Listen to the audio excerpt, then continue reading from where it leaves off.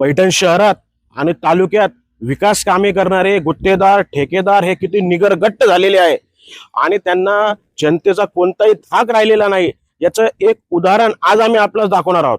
आम्ही सध्या आलेलो आहोत पैठण शहरातील गोदावरी पात्रात।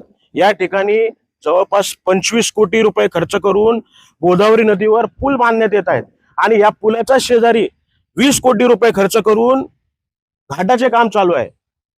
सदरील काम करत असताना या ठेकेदाराने कामाच्या ठिकाणी जनतेसाठी एक फलक लावणे हे अपेक्षित आहे किंवा हे नियमानुसार आहे।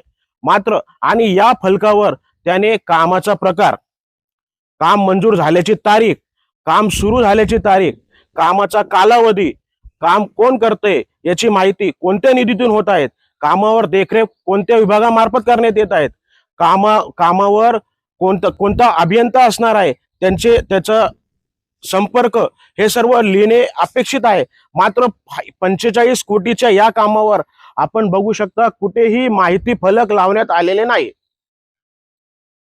याबाबत पैठणच्या अनेक नागरिकांनी हे जे काम आहे हे सार्वजनिक बांधकाम विभागामार्फत करण्यात येत आहेत, तर सार्वजनिक बांधकाम विभागाकडे अनेक नागरिकांनी तक्रारी केलेल्या आहेत। मात्र तक्रारी केल्यानंतरही अद्याप या ठिकाणी या कामाची माहिती देणारा फलक या ठेकेदाराने किंवा गुत्तेदाराने लावलेला नाही।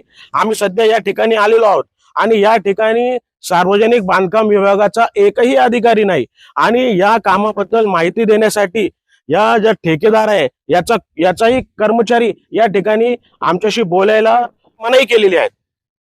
प्रतिष्ठान वार्ता न्यूज साठी मी चंदन लक्कडार, पैठण।